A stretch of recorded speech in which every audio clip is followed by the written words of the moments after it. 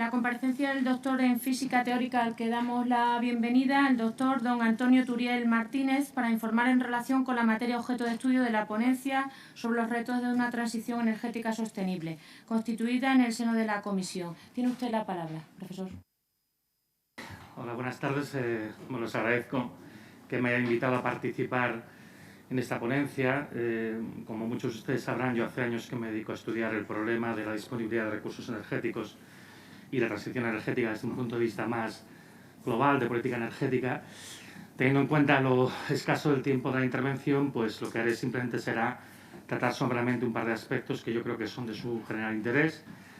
Y, bueno, sin más dilación, les vengo a explicar un problema que muchos de ustedes ya conocen, que es la llegada al fin del petróleo barato y cómo se está manifestando ya en nuestros días.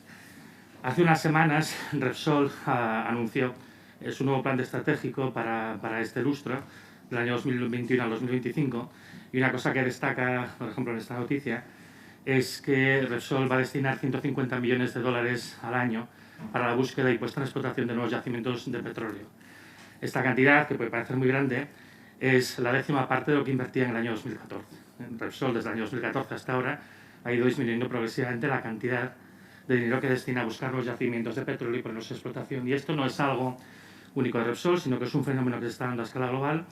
Las grandes compañías petroleras habían multiplicado por 3 su esfuerzo en el segmento upstream, búsqueda y puesta en explotación de los yacimientos desde el año 98 hasta el 2014, para conseguir incrementar solamente un 26% la producción de petróleo. Y desde el año 2014 lo que ha pasado es que ha habido un proceso de reducción, con algunas subidas y bajadas, que actualmente se cifra en el 60%. Están gastando un 60% menos en el año 2014, y eso cuando las fuentes de hidrocarburos líquidos que se están explotando hoy en día son más difíciles y más caras de extraer que las que se explotaban hace, digamos, 30 años. Podríamos pensar que es porque les ha entrado un alto grado de conciencia ecológica, pero yo creo que la razón de fondo va relacionada con este informe del Departamento de Energía de los Estados Unidos, que en julio del año 2014 informaba que se estaba produciendo un desfase operativo muy grande en las compañías de petróleo y de gas y del mundo, ¿no? En esta gráfica lo que vemos son los ingresos por operaciones, la línea verde, y los gastos en operaciones, la línea azul, de las 127 compañías más grandes de petróleo y de gas del mundo, incluyendo públicas y privadas, nacionales e internacionales. Y como pueden ver, consistentemente del año 2012 al año 2014, estas compañías estaban perdiendo dinero a un ritmo de 110.000 millones de dólares al año. Y eso se produce en un momento en el cual el precio del petróleo, el precio medio del petróleo, está en valores históricamente altos, incluso teniendo en cuenta la inflación. Hubo un pico de precios superior en el año 2008, pero fue un pico. Pero si miramos el precio medio, es el periodo de la historia en el que el petróleo ha sido lo más caro. ¿Qué sucede, por tanto? Que cuando el petróleo ha sido más caro, estas compañías estaban perdiendo dinero. Se sabe además que hay un precio máximo que puede tolerar la economía sin entrar en recesión. El profesor James Hamilton, en una comparecencia que hizo delante del Congreso de los Estados Unidos en el año 2010, informó que, de acuerdo con sus estudios, el precio máximo de la energía puede representar el 10% del PIB, a su pena de que su país entre en recesión, y si hablamos específicamente del petróleo, puede representar la factura petrolífera el 5,5% del PIB. Eso, traducido a dólares por barril, se encuentra en este entorno de los 110-120 dólares. Este es el precio máximo que puede tolerar una economía antes de entrar en recesión. La Agencia Internacional de la Energía, voy muy rápido porque no os puedo explicar todos los detalles, que generalmente pues estaba con, digamos, una visión muy optimista. No olviden que la Agencia Internacional de la Energía es una agencia de la OCDE, la Organización para la Cooperación y el Desarrollo Económico, que incluye a los países más industrializados del mundo, España entre ellos, y que la asesora en materia de política energética. Desde hace algunos años está avisando que hay algo que no va bien en el mercado del petróleo. Y ya en el año 2018, en su informe anual, nos avisa de que probablemente se van a producir diversos picos de precio de petróleo de aquí al 2025, y en particular ellos consideran que se podría llegar a producir un desfase de 34 billones de barriles diarios sobre una demanda de 100, o sea que es un 34% de desfase, en el año 2025, que esto no está nada lejos en el tiempo, con respecto al escenario de consumo que estaba previsto. Bien es cierto que en el propio informe contemplan que si se produce una serie de mejoras en inversiones y el fracking multiplica su output por 3, se podría compensar este déficit y en vez de ser del 34%, sería un 13%, que también sería bastante malo, bastante peligroso. Y esto es como ellos veían que podría ser la evolución de la producción de petróleo respecto a la demanda en dos escenarios posibles. en una política de no inversión por parte de las compañías petroleras. Como ven, un descenso muy rápido porque la mayoría de los yacimientos de petróleo y de otros hidrocarburos del mundo pues ya están en un estado de franco agotamiento y si no se ponen nuevos en exploración y en explotación, pues lógicamente el declive va a ser bastante rápido. En el último informe de la Agencia Internacional de Energía hacen una cosa que no había hecho nunca, que nos presentan 4 escenarios en función de cuál será el ritmo de inversión por parte de las compañías petroleras. La línea marrón más clara corresponde a lo que pasaría si no hubiera nuevas inversiones. La línea marrón un poco más oscura, cuál sería el suministro si solamente se invirtiera en mantener y ampliar los campos ya existentes. La parte verde, la franja verde, correspondería en el escenario de desarrollo sostenible y la franja azul al de políticas anunciadas. Teniendo en cuenta la situación de inversión que tenemos en este momento, hoy a 2021, y teniendo en cuenta de dónde venimos y que ya se observa un declive inicial de la producción de petróleo, por desgracia el escenario que se parece más al que estamos siguiendo, si no se produce un cambio radical, es el de la línea clara, que implica un descenso de la producción de petróleo de hasta el 50% de aquí al 2025. Además, el fracking, pues básicamente ya está en una situación de bancarrota generalizada, excepto en los últimos meses hemos visto un repunte de la inversión en el fracking porque los diferenciales con los tipos de interés favorecen que se hayan reabierto algunas explotaciones, pero si ustedes miran el acumulado de las quiebras en el sector durante los últimos años, y esto empieza mucho antes de la COVID, es ya de 300.000 millones de dólares. Disculpe, ¿puede quitarse, si ese es su deseo, la mascarilla, si eso le facilita...? Ah, no, bueno, no. Vale. Se me oye mejor si me la quito. No. Para compensar las caídas que vienen, las renovables deberían de crecer a un ritmo por encima del 10% anual durante los 20 años, simplemente para compensar la caída asociada a la caída de producción del petróleo, del carbón, que parece que también ha empezado su declive, y del uranio, que parece que también ha empezado su declive. El gas es el único que todavía no, pero esperamos que entre en declive en los próximos 10 años. Simplemente para compensar las caídas que vienen, las renovables tendrían que crecer a un ritmo muy rápido, del 10% anual durante los próximos 20 años. El problema es que las energías renovables, y esto es una cosa que realmente se discute, tienen limitaciones, y algunas de las cuales son, por ejemplo, que tienen una cantidad máxima de energía que se puede extraer de los flujos que tiene el planeta Tierra, tiene una tasa de retorno energética que no siempre es suficiente para poder mantener una sociedad estructurada alrededor de ellas, tiene una dependencia de las energías fósiles, tiene una rentabilidad económica que no siempre es adecuada y además están orientadas a la electrificación y no siempre la electrificación lo que necesitamos. No voy a entretenerme con todo esto porque sería muy prolijo, pero baste decir que aquí hay cierta disparidad entre los diversos autores que han estudiado el problema del potencial máximo renovable que se puede extraer de los flujos de renovables del planeta Tierra. Incluso en mi grupo hicimos un artículo con Antonio García Olivares en el año 2012 que planteábamos una posibilidad de cubrir todo con tecnologías existentes, pero posteriormente se introdujo una nueva aproximación que tenía en cuenta límites que impone básicamente la física de los flujos en el planeta Tierra, y que aquí lo que vino a decirnos es que al final el flujo máximo de energía que se puede llegar a aprovechar por razones técnicas y por razones termodinámicas es alrededor del 40% de toda la energía que se está consumiendo hoy en día teniendo en cuenta todas las fuentes de energía. Como digo, esto es una cuestión abierta, es una cuestión todavía en debate, pero parece ser que efectivamente hay ciertos límites a la cantidad de energía que se puede extraer de los flujos renovables. Por otra parte, evidentemente, todas las instalaciones de energía renovable tienen una dependencia actualmente de los combustibles fósiles. No estoy aquí hablando de su huella de carbono, estoy hablando de que se necesitan tener medios que funcionan con combustibles fósiles para su instalación y mantenimiento. Incluso los huertos solares, que son los que menos necesitan, también necesitan de ciertos trabajos previos de preparación, que en el caso de que empiecen a escasear los combustibles fósiles tendríamos problemas para poderlos hacer. Aparte, tenemos el problema de la electrificación. Todos los sistemas renovables que estamos hablando, sería el tema de la biomasa y los biocombustibles, están orientados a la producción de electricidad. Y esto plantea dos problemas, ¿no? Uno, que además creo que ya se ha comentado varias veces por los comparecientes anteriores, es que la electricidad supone un poquito más del 20% de toda la energía final consumida en España, entre el 21 y el 23%, depende del año. Esto además es similar a lo que pasa con otros países industrializados. Y luego en España además estamos hablando de un mercado eléctrico saturado, ¿no? En España tenemos 108 gigavatios de potencia eléctrica instalada. El consumo máximo se consiguió en julio del año 2008, que se llegó a un momento determinado a 45 gigavatios de consumo. Y en aquella época el consumo medio equivalente a todo el consumo sería de unos 32 gigavatios, en la actualidad es de 30 y sigue cayendo. Tenemos un problema de que tenemos más capacidad de la que realmente es necesaria. Por supuesto, tiene que haber cierta redundancia, porque no todos los sistemas funcionan al mismo tiempo, ya sea en el factor de planta y demás, pero el nivel de redundancia que tenemos seguramente es más que sobrado para realmente abastecer lo que realmente se está consumiendo.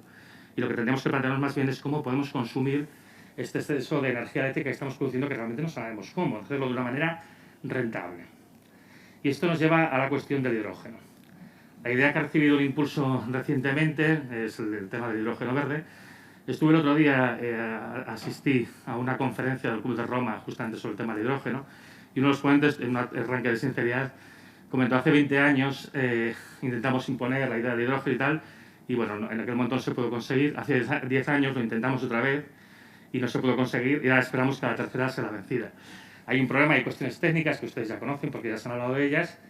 Es los problemas que tenemos con el hidrógeno, es que el rendimiento depende del uso. Pues estamos pensando, por ejemplo, en pilas de combustible, el rendimiento puede ser 20% o menos, teniendo en cuenta todos los procesos de transformación y las pérdidas intermedias. Si se utiliza para calor de alta temperatura, podríamos llegar a un rendimiento del 50%. Y un impacto ambiental que tampoco se puede despreciar. Si usa agua dulce porque esta es escasa, si usa agua salada porque el proceso de separación, de disociación de la molécula de agua también se liberaría cloro, que es un gas venenoso, y sosa cáustica en el agua, que es, como su propio nombre indica, una sustancia corrosiva. Y además, bueno, es una molécula muy pequeña, que tiene alta fugacidad, que fragiliza las conducciones de acero al carbono porque forma hidruros, y que además su manipulación en general es difícil, tiene que almacenarse a alta presión para tener una densidad energética en volumen decente, lo cual implica además que hay que reducir la temperatura previamente bastante, etcétera, etcétera. Sin embargo, el hidrógeno hoy por hoy es la única opción que hay para mantener los vehículos pesados en la próxima década.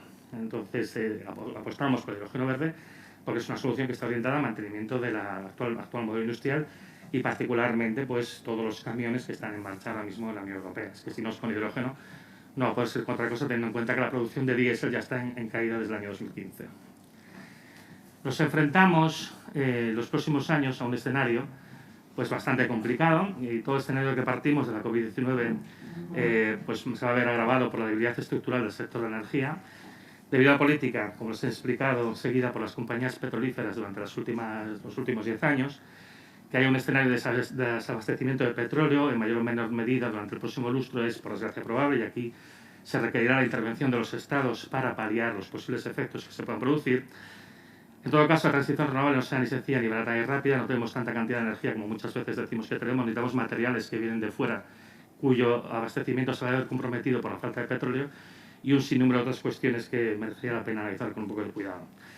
No habrá una solución única, por supuesto. La adaptación a este proceso de descenso energético, porque señoría, esta situación a la que vamos, a una caída de la disponibilidad total de energía, implicará un collage de diferentes soluciones parciales y cambios sociales y organizativos profundos. Siguiendo más al caso de España, se ve que vamos en una situación bastante complicada, sobre todo para dos sectores, uno es el del turismo y otro es el de la automoción.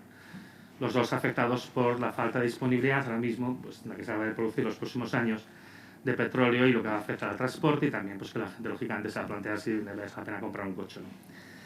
Se requieren medidas urgentes que se basen en acuerdos amplios entre las administraciones y los agentes económicos. Estas medidas tampoco me las he inventado yo, estas son cosas que se están discutiendo, por ejemplo, ahora mismo en los Estados Unidos, sobre cómo abordar este problema que se está planteando.